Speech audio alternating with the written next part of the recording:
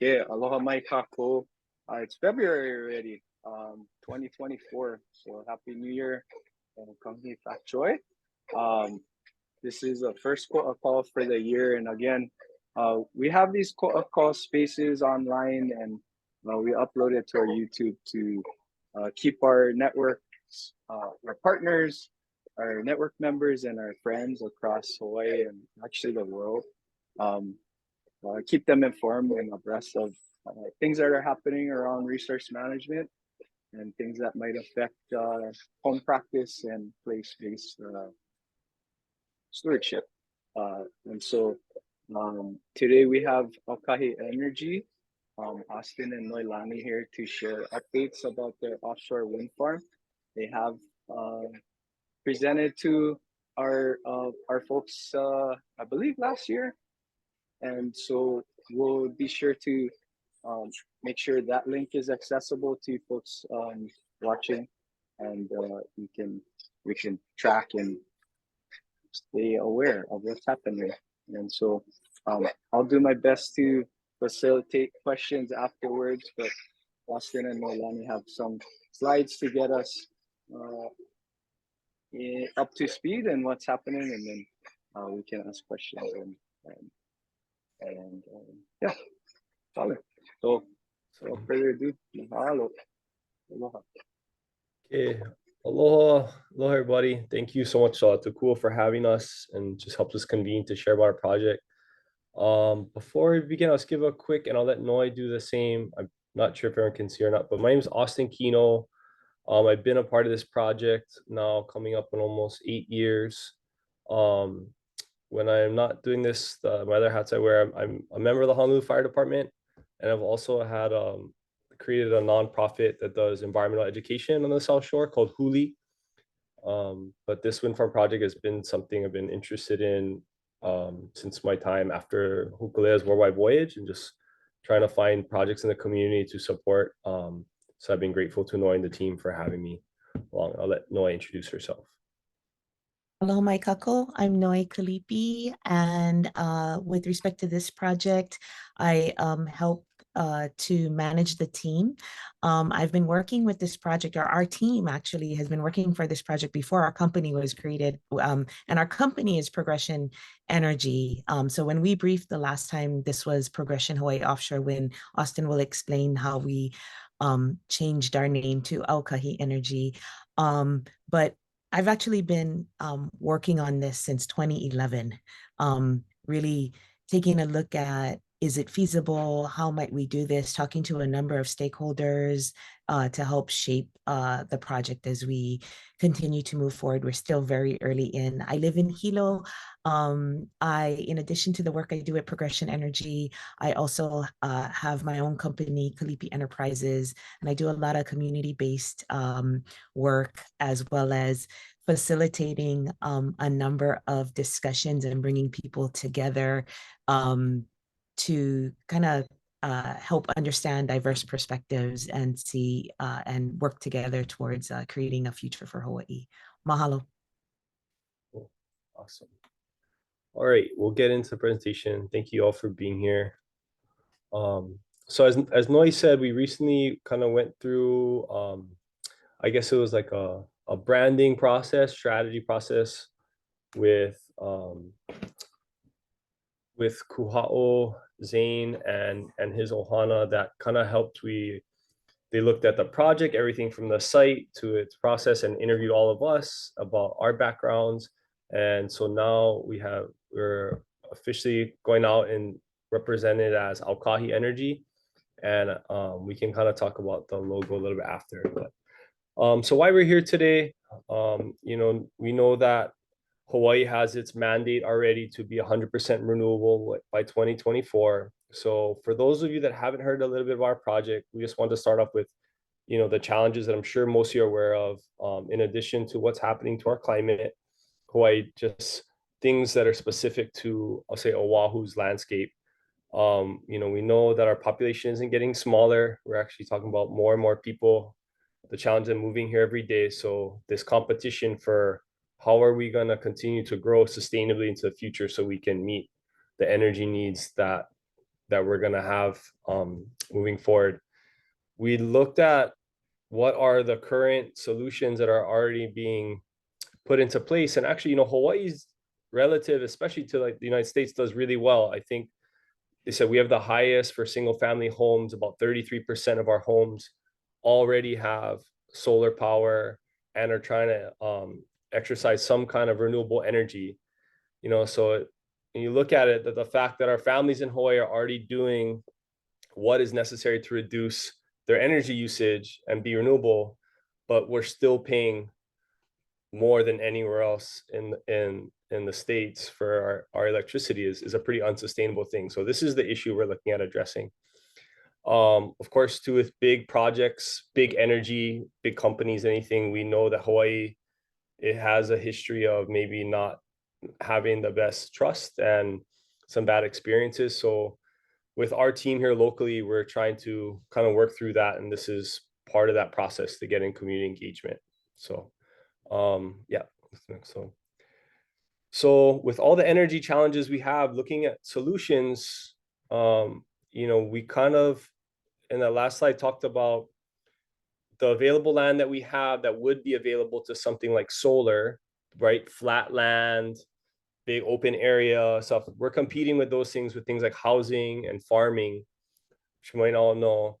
And so looking at terrestrial wind that's on the land, we think that we've kind of met our capacity, as we're already running into some of the other terrestrial projects from other companies are coming into conflict with community. So our solution to this took us to look offshore. And so, we've seen this technology in other parts of the world that we're still getting information from. But really, when we're looking at land usage, really, we'd only need to use area on the island that would be for interconnection. Also, when you look at all of our wind maps compared to us and the States, Hawaii is cranking for day and night our wind volume. So this graph was showing, I think, the wind speeds on average from 2000 to 2019. And I think, what is that? 120 meters, that's right about 400 feet up. So they're saying day and night, we're getting on these coasts, you can see those dark reds. We already have a good amount of data saying Hawaii is prime for offshore wind as far as the resource being available. If we were able to capitalize on this resource, it could definitely decrease our reliance on fossil fuels. In 2023 was where Hawaii was what did end its import and use of coal as a fuel. So I think in the intermediary, what's been replaced has been just more expensive oil. That's kind of what we've been having to increase to make up for that coal being stopped from importing to Hawaii. So looking at this resource sitting right here, we're trying to explore how can we capitalize on the resource that we already have that gets rid of importing the fuel that we need. Okay. With the wind resource that we have, real quick, we're looking at trying to essentially power about a quarter, 25% of Oahu's electricity need. So go to the next slide. Thanks, Noi. So roughly a quarter of Oahu's energy need is, if you break it down to megawatts in numbers, it's our project size. Our goal is between 400 to 500 megawatts. So currently, as far as the technology that we've been looking at implementing, we haven't been set on a model of wind turbine because they're still in development. As we've been going to go through all of our phases that we'll talk through our timeline, the technology is constantly evolving to become more efficient. So when we get asked, well, how many turbines or what size, what they look like, we're still going through that process. But we know that our goal is this 400 to 500 megawatt size. With our location site, this brings us to looking at about roughly 12 miles off of Oahu's windward coast. And we have a couple of slides to explain why. That's going to be a big part of today's presentation. So when we go after a project site like that, we'd actually be competing for a lease by the Bureau of Ocean and Energy Management, which is a part of the Department of Interior. Okay. And as far as landing sites, that acreage that we're talking about using for a transfer station or to interconnect, sorry, that again is to be determined, but where we're looking at is preferably somewhere off of Kaneohe Marine Base. Okay, so this is one of the pictures of what the technology looks like, and you'll see a big part of why we chose this turbine is floating as opposed to fixed to sea floor. So looking at what would work best for Hawaii's climate conditions, hurricane seasons, all these factors that we need to mitigate, we believe that the floating offshore wind platform system is going to be the safest and to fit Hawaii's need the best. Okay, next slide. So here are all of our influences. This is kind of who we need to run all of our checks and balances through. First off is our Department of Defense, right? So we need to make sure that our project site, when we apply for it, is not conflict with the mission compatibility and national safety, right? So that's been probably the thing that we've had to work the most to get to this point. So in July in 2023, the Department of Defense, it updated its compatibility map. Originally, they drew a big square all around the island, 50 miles in every direction, saying there's nowhere we could even begin to research or study, that all of that area is mission incompatible with what their operations are. But finally, with a lot of work and communication and outreach, we got them to look at these areas that we're going to show you, that we can say you can begin to look at the feasibility of a floating offshore wind farm project. So we entered as Aukahi Energy into what's called a mitigation agreement. And all that does is look at the actions that we would need to go through with the Department of Defense to mitigate the impact of a floating offshore wind farm. So that conversation has begun. And that's now, for us, was a big step. Kind of going down the list of our other influences, of course, this project would trigger pretty much every city, state, country, lease and permitting. So all of our state of Hawaii, city and county, humpback whale sanctuary permits, we're going to be triggering almost every permit that's available. So we have teams that this is all that they're doing is working with, helping us to make sure that we're compliant. We also, in the middle of all that, would need to compete as one of maybe other possible providers of this technology to HECO. HECO is the customer. So even if we go through all of these gates and are meeting with the community, get every permit we need to, we still need to compete in the request for proposal once HECO offers it for offshore wind. Okay, so there's a list of all the studies. Like I said, we kind of trigger every permit that would be any shared group that uses our ocean, and then also all the industries, paying specific attention to our recreational, right, our local. So this, we're really stoked to be on this call and hopefully get to speak to targeted fishermen and other recreation users, because we know that for us, probably the biggest stakeholder and influence is our community, and specifically maybe the community that's not even old enough yet to be on this call looking at the life of this project. So this picture I added was just one of my kids' groups from Kaiser that came out for our junior Konohiki program. So just to kind of always have, for me, them in the back of my mind as we're looking at projects that might be lasting for the next 30 years. Okay, next slide. When we were looking at site considerations, like I was speaking about with the DoD, this was that updated from that square around Oahu saying everywhere was not an option. So these are the areas that we're given a look at, and the factors were wind resource, making sure that there's enough, making sure that we are not so deep that people say, why don't you just put it 100 miles out? Well, we got to look at being within a reasonable depth so that we can secure them through whatever technology is gonna match the bottom.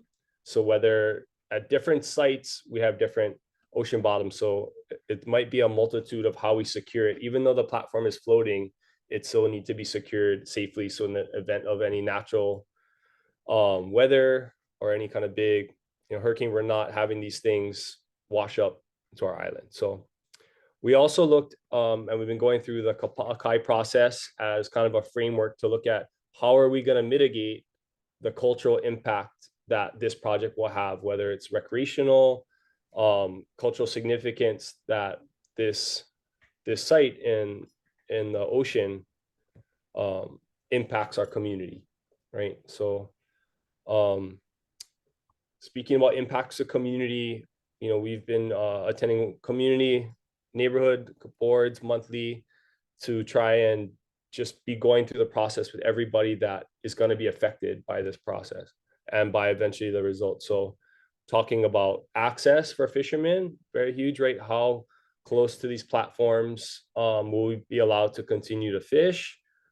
Visual impact from the shore, all those types of things. And also making sure that we're not conflicting with aviation, our shipping lanes, which are very important in Hawaii, as we all know. And the big one is national security. So these are all our site considerations. So this is probably the first time we're showing this.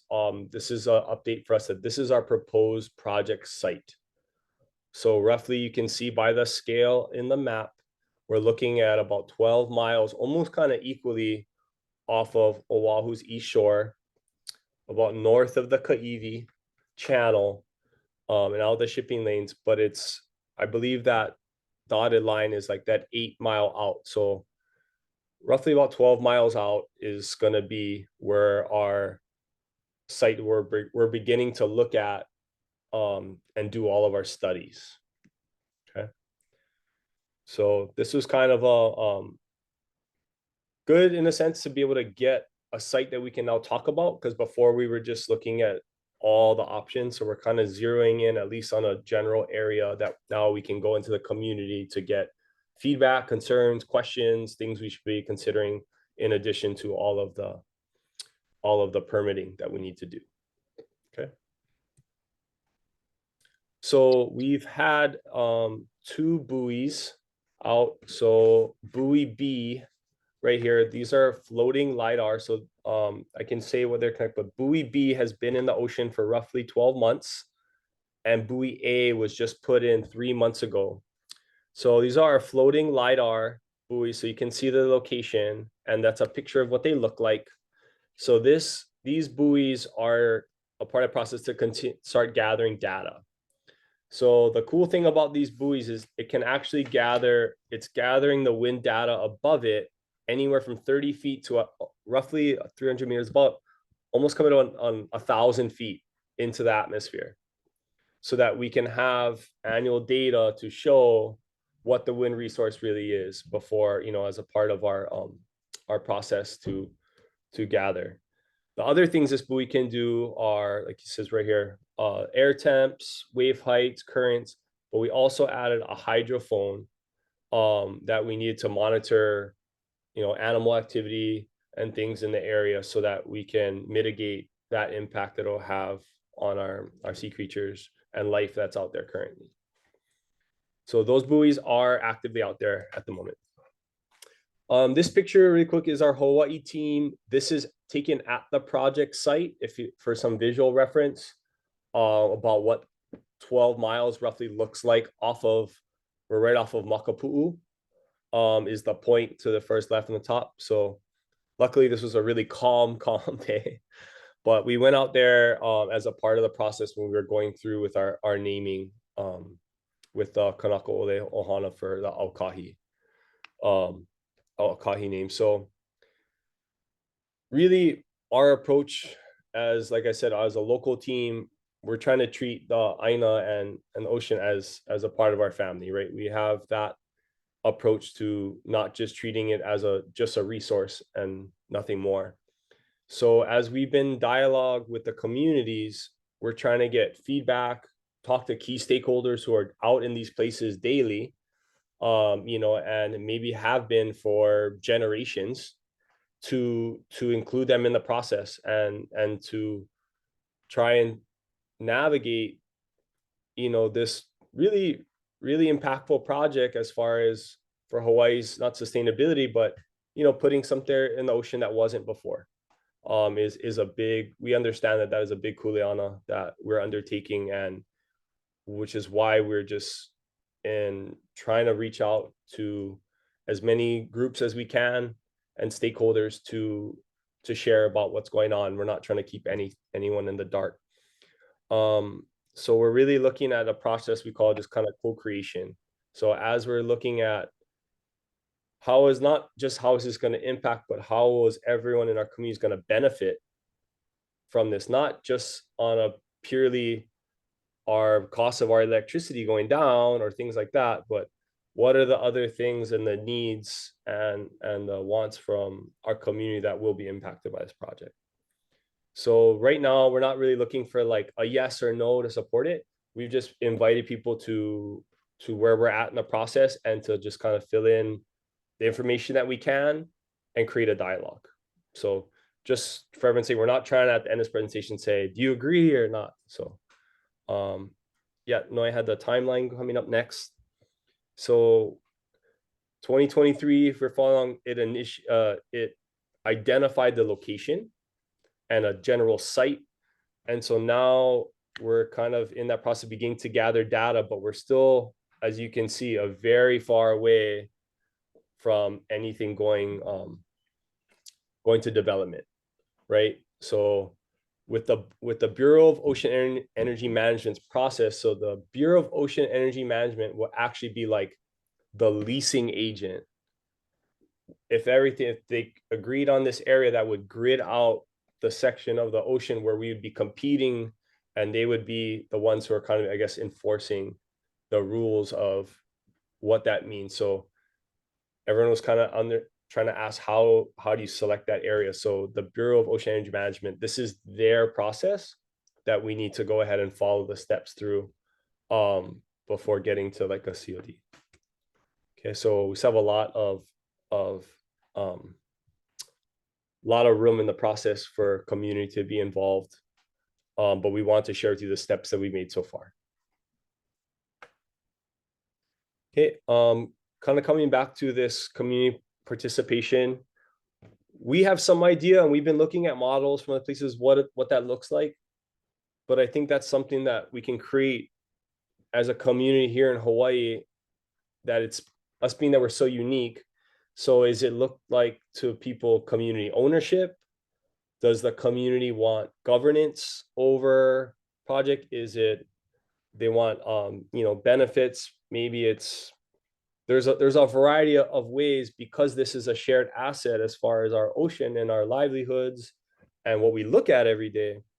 We know that it's not a one size fits all for everyone in our community of how they see this project benefiting them. So we're really, at least this part of our team and my job is really focused on this, looking at how we can work with the community to see what is the best benefit and get creative, whether it's schools, job creation, new ecotourism models, just innovation, and of course our ancestral knowledge of this asset and this resource, and making sure that we're managing it appropriately.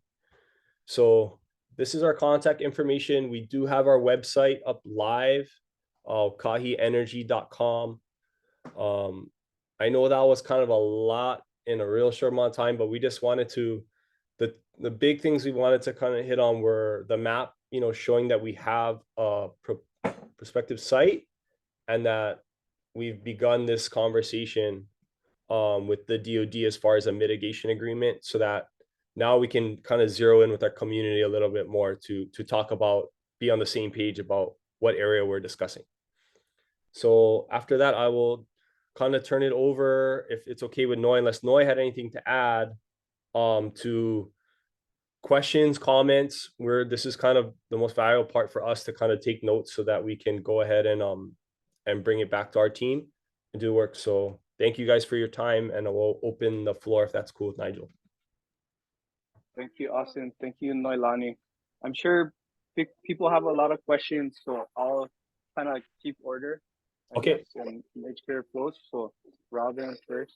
Yeah, Please. I have a question about this, but excuse me. Well, first of all, thank you. That was very informative, and it's good to know what you guys are up to. That's the first key, as we over here on Lanai know very well. But two of your slides seemed, the slide that showed where you've chosen to do your work between Molokai and Oahu, and then about 3 slides prior to that, I thought that your marked area was much further to the west than what you showed on it. So could you go back to your slides and Sure. Just for a minute? There's one slide that showed, I thought it was sites you were considering, not necessarily the one where you have chosen that spot. Yeah. So it was the one, the yellow box off of Waikiki. Yeah, it was the yellow box one. Yeah, so this one. So Yeah. this was that initial, and Noi can step in to clarify this, but these were all the proposed areas that after the DoD said we can start to look at prospective sites. Oh yeah, go ahead. No, sorry. Yeah, so Robin, what this was there were 2 unsolicited bids back in 2015 when they had the last round of the interagency working group discussions with BOEM. And these were the 3 areas that they were looking at. Okay. After this, DoD created its mission incompatibility map, where it basically drew red around every one of these areas and said anything in these areas was incompatible with national security. So when you look at this slide, we were able to negotiate this 43 mile perimeter of an area with the Department of Defense for floating offshore wind. So what that agreement says is that we can, Aukahi or Progression Hawaii Offshore Wind, which is now Aukahi Energy, can explore development, and we've agreed upon what, if we were able to do a project, what kinds of things we could do to mitigate impact to national security. So that's just a first step. So the difference is this is the only site right now that is acceptable to the Department of Defense as not being a threat to military readiness and operations. Now, the next step is BOEM will now examine this area, and BOEM will now do its leasing process. So then we would compete for the lease. So there, so that's. I hope that answers your question. It does very much so. Thank you. It was the yellow box that threw me off. Yeah, the yellow box was Progression Hawaii Offshore Wind's original sites that we originally wanted to do. I think you were in all those discussions back those years ago. Yeah, that's why I was confused. Yeah. So, no, this is, I understand, and thank you for clarifying. It makes much more sense. And good luck with BOEM.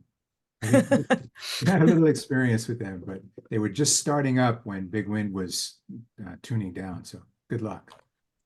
This was very helpful. It was very informative. Thanks to both of you.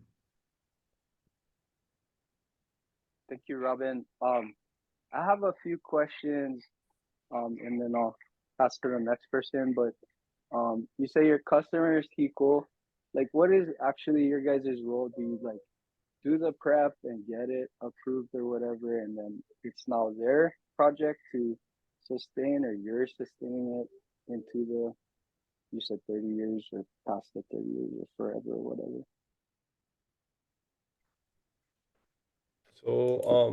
So we have one of our team members that is actively in on the I think they're monthly meetings with HECO, looking at all the different sectors that they're trying to create, that they know they're going to need. So whether it's more solar projects, more things like that.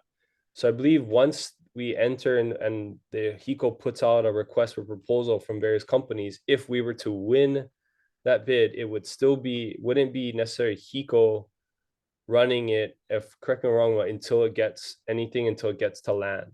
So it'd be as far as the labor for the maintenance of the turbines and installation stuff, that would be our Aukahi Energy that would be focused on that. I believe that mostly HECO gets involved as far as kind of once it gets to that interconnection point that we include them. So Aukahi Energy is a joint venture between Progressive Energy and EDF, Electricity de France Renewables, which is a large company that has extensive experience in floating offshore wind. So the way we work in Aukahi Energy is we have our Hawaii-based team that has experience in doing renewable energy development and working in Hawaii and live in Hawaii. And then and then we work with a team of engineers and technical global experts that are actually working and developing floating offshore wind across the world. And together, we then develop this project. If we're selected by Hawaiian Electric, then we would be running the project, right? So we take it all through permitting, through operations, through construction. And then once we're in operations, we'd still run the project. Thank you. Yeah, I'll squeeze in another question and then somebody else can ask one. But if you have any other examples of other BOEM leased ocean areas, like are there other projects that we can look up to understand what got passed and process, timeline, etc.? Sure, Austin, you want me to take that? Yes, please. Thank you. Okay. Right down with the question. So BOEM has both oil and gas and renewable energy, right? And for the offshore wind areas that it currently has leased, there's some places primarily on the East Coast to date that have leases. So New Jersey, Massachusetts, they're doing one in Virginia as well, and New York. It's called the New York Bite, and our partners are actually involved in those leases and those varying levels of projects. BOEM is also starting to look at California and has just started releasing information about its leasing area in California as well.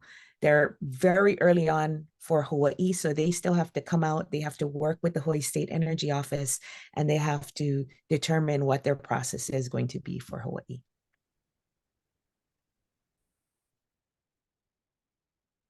Are there other projects in Hawaii that got leased out? Not for floating offshore wind. I'm not aware of any other BOEM leases in our area. And I kind of was shocked to find out that there was actually, we would have to lease the ocean. It was kind of like, huh? But yeah, not that I'm aware of. Thank you. Robin? Yeah, the cabling from the turbines to the shore, will that be your project as well, or will that be subcontracted out to somebody else? And how many cables, how will you deal with redundancy? Or what's the thing about redundancy? Sure. Austin, do you want me to take that? Sure, yeah, it's the Sea Engineering, right? That's been doing all the studies.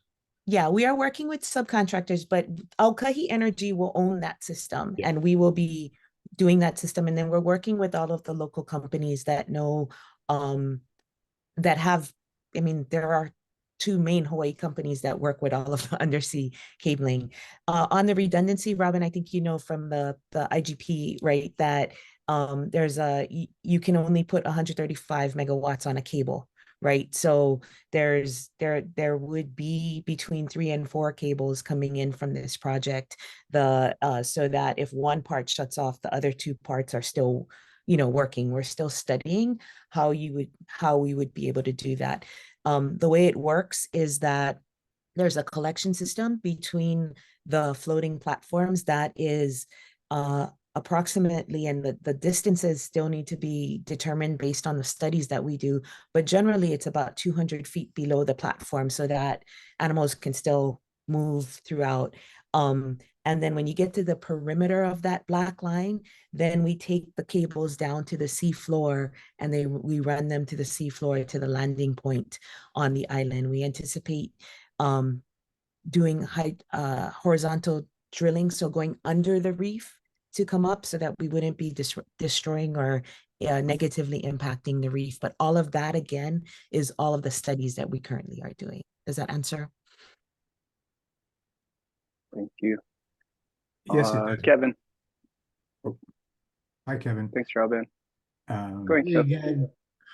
I was just going to say It's that. kind of a, Sorry. Go ahead, oh, Kevin.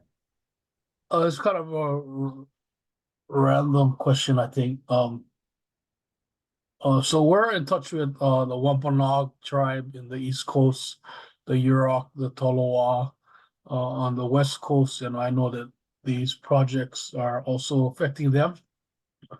And then about a month ago, we got one of these irritating sky is falling emails. You know, you get 100 emails from somebody saying that their bill or their rule is going to end the world as we know it. And so I just ignored it because I just didn't have time. But their premise was that the windmill companies were making a move to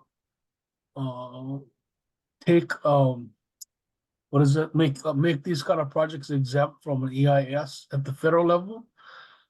Did that happen, or was your company or the company that owns your company that owns your company? I don't know how it all works. Were they part of that at all? Just wondering No. if you know about it. Yeah. Yeah, no. In fact, there are 3 separate environmental EIS processes in the BOEM process itself. There's the environmental before you lease, there's the COP environmental, and then there's your plan environmental. So under federal law, you cannot get exempted from the EIS process. Now, I don't know if other companies were trying to exempt themselves. Our philosophy is, as Austin talked about, is we kind of welcome the idea. I mean, some people find it daunting that you would trigger every single permit.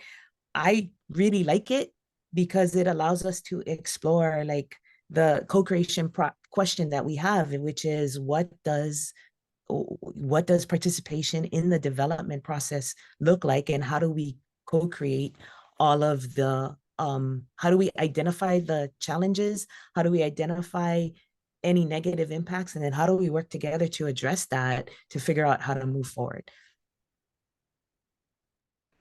Thanks, Noah. That's helpful. Thank you. Robin, we'll come back to you. Sorry. That's okay. You want to come back later, or can I ask now? No, please, no. Oh, Thank you. one of the issues with the cabling component of the Big Wind project was, how do you do repairs? The original idea was that the cable would either be mostly on the floor. So I'm glad to hear you talking about them being suspended. That makes much more sense. But still 200 feet, and if the cable breaks or there's some damage to it, and it's become a consistently reliable portion of Oahu's energy process, what's your thinking at this stage on how do you do repairs for cables? That's why we would have the operation and maintenance people there, right? I mean, there's the technology and is advancing to the point where there are people who are working and able to go down and actually repair the cables. So you wouldn't have to lift it up to the ocean's surface.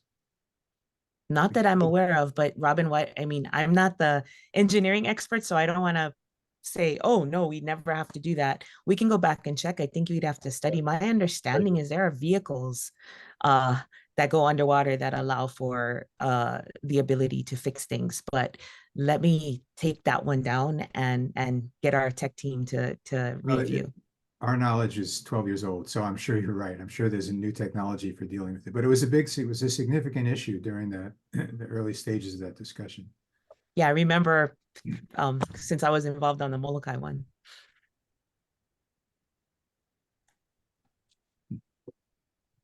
Thank you. I'm just going to read this one off of the chat too, just for the record, from Jocelyn. You might want to consider adding subsistence as an interest to consider though not an industry. I think on one of your slides, yeah, she's just suggesting to add that. Definitely. And Um, please know that what we had on the slides is not the entire universe. We're looking at everything and anything, but thank you, Jocelyn. Greatly appreciated. Yeah, Any absolutely. other- I just thought maybe just the whole framing of it, like that the industries would be the other stakeholders. I thought, well, maybe like, yes, some of that, yes, but maybe you want to blow that out a little bit bigger to the universe Absolutely. of things that are not just industries, including but not limited to subsistence. While I'm talking, I just had rudimentary questions about, right, it makes sense that you would start looking at Oahu and that the industry of offshore wind would start looking at Oahu, but I don't know, are there plans to transmit that power, or not plans? Are there hopes to transmit that power to neighbor islands as well from that facility? Would they need their own? Like, I don't even know how this stuff works. So that's the question. Yeah, the reason it fits for Oahu is because of, in our first slide, when we talked about population density and competing land, et cetera, Oahu is the only one of the islands that, because of all of those factors, there's not enough room on the island, right, land-wise, to be able to utilize all of the different types of renewable energy solutions. On all of the other islands, there's enough land where you would have enough solar or geothermal or area for terrestrial wind. Offshore wind makes sense for Oahu primarily. One, because the wind resource is robust in the ocean, but also really because of the level of population density and competing land uses terrestrially. Thank you. And I wanted to add too, I think there are members on our team that have been they're very heavily involved in those other, whether it was terrestrial wind at one point and, talking about solar farms, storage. So they've been looking at this for many years, that space, that resource of what we've been doing on land is not going to be an option for that next 20 years. So just to let you know that we're, already have a history from our team of looking at all the other resources too, before looking at offshore.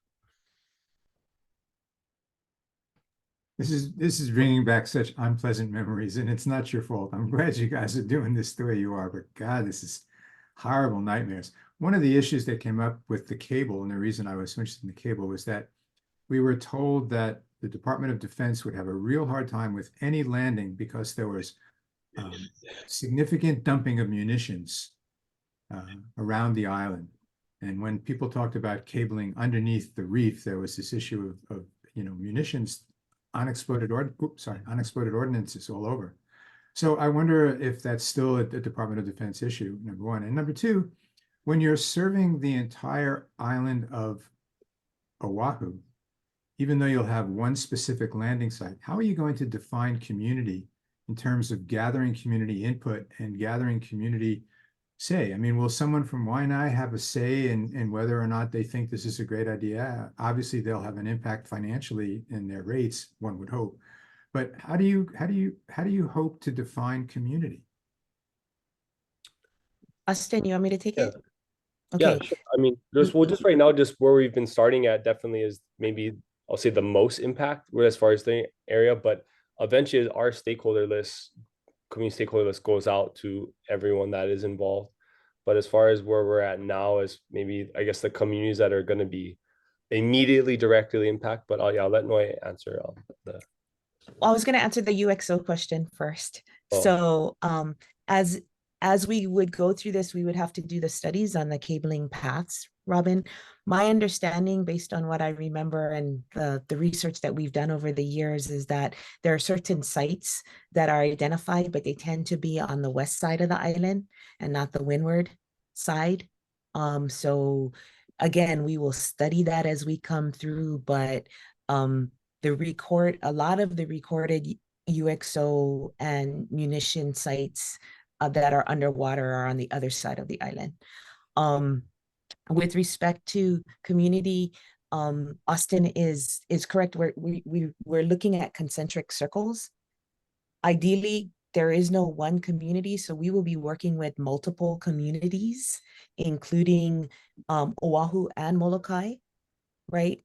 But as we deal with the concentric circles, we're working with the windward side of the island, Hawaii Kai. We'll eventually work our way around, and then Molokai, and then there's sectors, there's users of the area, there are cultural practitioners, right?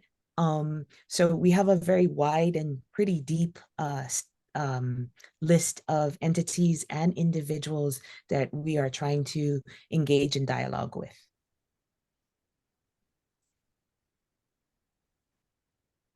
Mahalo. So Amber had put in a question. My eyes aren't as good as they used to be, so I don't want to read it all. But Amber, I invite you to ask your questions if you don't mind. Otherwise, I can read it. Can't talk. Okay. Hello. Thank you for sharing all this. I apologize because I had to join late, but if these questions have not been answered, could you please share? Number one, how much would this contribute to Hawaii's green growth goals for renewable energy? Number two, is there any sense of how this would affect the local electricity bills? Number three, there are several companies involved here. Are there any locally owned? Does the money earned go only to national or international companies, or also to any based in Hawaii? Maybe yours, sorry, Miss Intro. Number four, would homeowners or nearest coast be able to see these, and would there be any compensation given to them, maybe energy bill discounts? Number five, in addition to mammals, is there any attention to seabird impacts? Sorry, a lot of questions. Follow-up email would also be fine. Thank you, Amber. If you want to take a stab, Austin and I. Yeah, these are great questions. These are stuff that we've gotten very similar from other, especially when we share with community groups, neighborhood boards.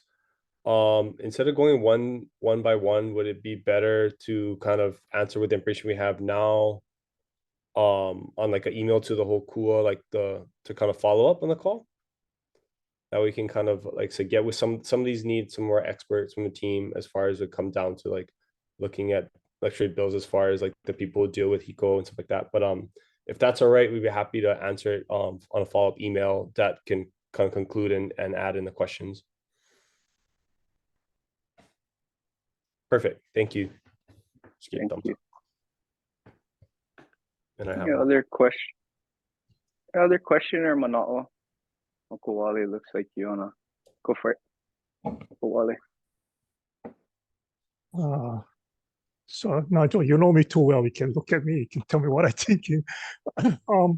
My question is based on access, and sorry, I also tuned in late. So and access in two perspectives. One is from the fisherman's perspective. You know, is this going to be an exclusive, like no nobody else in this windmill zone? Because from a fisherman's perspective, you're creating this, you're actually creating fads, you know. That's one question. The second question is more for me is shoreline access.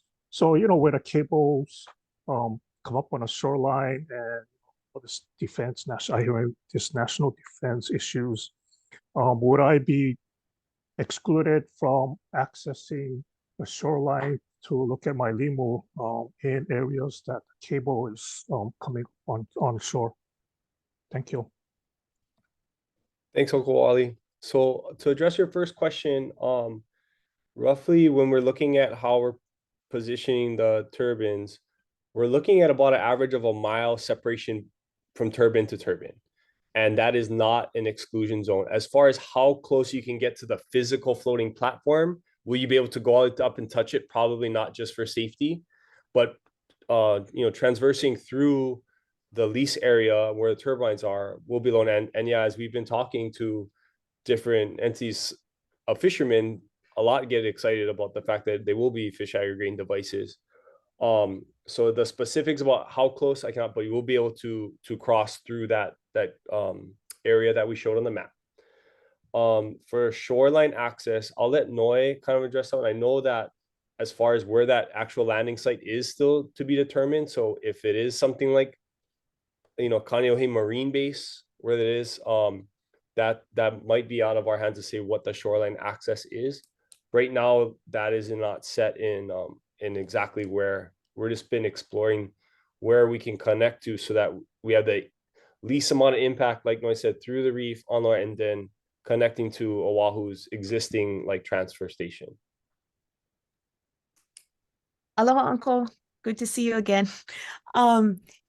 With respect to the shoreline access, it's going to depend on the landowner, right? Because we're going to have to lease land to get to that area. But knowing that there's an interest to take a look at Limu or anything around there, we would definitely be talking story with you and trying to figure out with the landowner, how do we ensure access? Or what are the steps that we can take to allow for that? And being transparent about that. There's still a good 8 to 10 years to go, but knowing that there's an interest, that's the kind of things we would want to be working with you and the network, right, about, so that we know all of the interests. And then as far as how close we can get to the floaters, we're doing all of the research now, and we're looking at industry standards. And that is something that will be a topic that we want to discuss in our co-creation process, right? Because we would want to be able to go back to the tech team and say,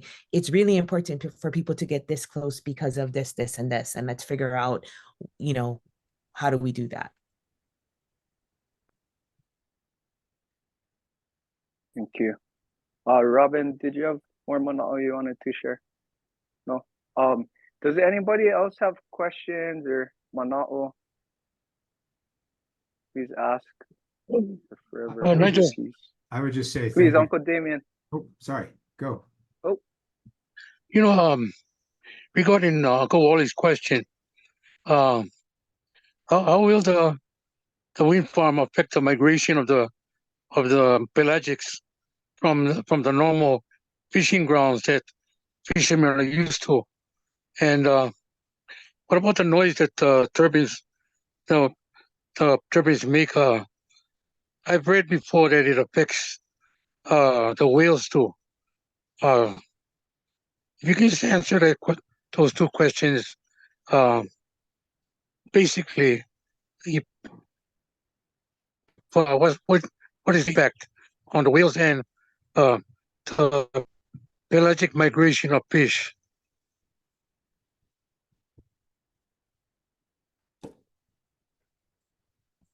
Well, Uncle, thank you for your question. So as far as the first of the migration of the pelagics, that's something we're actively researching. We've been in the meetings with FESPAC and all the experts from that, including like the heads of all the industry.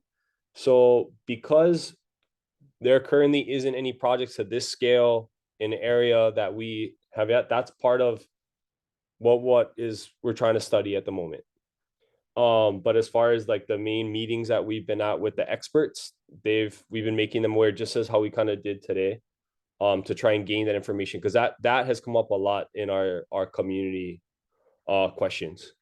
We've also been all I can address is the groups we've been meeting with to try and create this dialogue with has been the Humpback Whale Sanctuary, Hui, and been presenting to them to address that, is what is this impact and how can we mitigate the effects of, as far as the turbines will have with our humpback whales or other large mammals. So I don't, unless Noi can chime in, but I don't think you have any like hard answers for you there, other than that those two groups that are in charge of these things on that federal level, we've been in talks with to try and get those answered. So we will be studying that, and BOEM is actually going to be doing a study, I believe, later this year and talking to people. So when they reach out, if it's okay, Nigel, we'll give them your information so that this group can help to inform that study. But these are the types of things that they need to study. They're gonna, I think that there's been data collection in some of the other areas globally, Uncle, but I don't think that it's been studied around Hawaii, or because there's nothing like it in Hawaii or within the Pacific. So they're gonna have to take a look at every place that they have these turbines that are floating, what the impacts have been so far. the only farms that are in operation are in Europe, right? And so taking a look at what is that doing in those areas and trying to determine how might that impact in the Pacific. Well, you know, from my experience, when they brought the FADs to Kona, the fishing Koa suffered because the FADs took all the fish away. And also they put a fish farm up north, and it attracted all the fish too, even the Opelo. And the fishermen were allowed to fish around there. Are they going to be allowed to fish around the turbines? That's what we believe so, especially with that distance of a roughly, it said industry standard, looking at a mile in between, with how close they physically can. But we have every expectation that fishermen will be allowed to fish near that. Actual distance as far as how close is not yet determined, but that is our intention, to have it be accessible to fishermen as far as our site. We even had one fisherman say, "Oh, so you can radio us and say, turbine 5, this is running, everybody come." We don't know if that was more of a joke, but we're trying to study what can be done, but the idea is definitely to make it accessible. Yeah. Thank you. Interesting.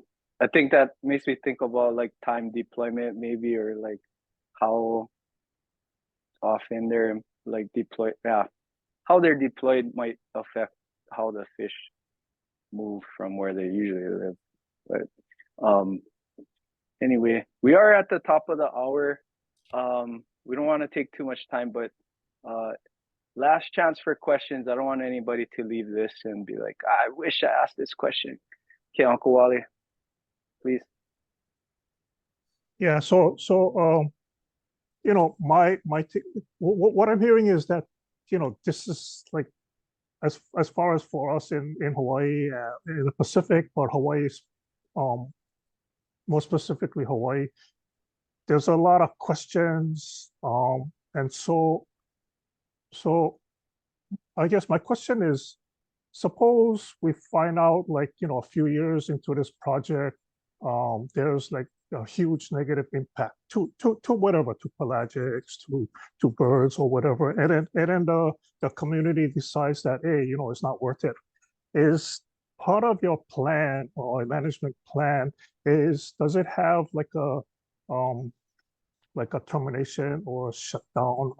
You know what I mean? I don't know if I'm kind of explaining that question right, but suppose, yeah, you know, 5-10 years down the line, like, hey, shucks, you know, this thing ain't working out, and you know, we need to shut it down. Is there like a process or a plan to do that? I think that would be part of our, that's part of what we want to be able to work out with you, right? If the community said, we're only going to allow this to go forth because we need to create these kinds of steps if we determine that impact reaches this level or things like that, that's what we would negotiate through this process. So, Uncle, the other thing is, we're early in this, even though I've been working on this since 2011. Even if everything goes well right now, the earliest we would get to construction would probably be 2030. So we're working on everything now, but we are being, and we're working hard, because for every day we delay, that's like a year at the end, right? So my point is not to say later. My point is to say we have some time to really dig in. And these are exactly the kinds of things we would want to be able to raise, because while agreements like that may not exist for current projects, this is certainly something that we think would be reasonable moving forward for something like this.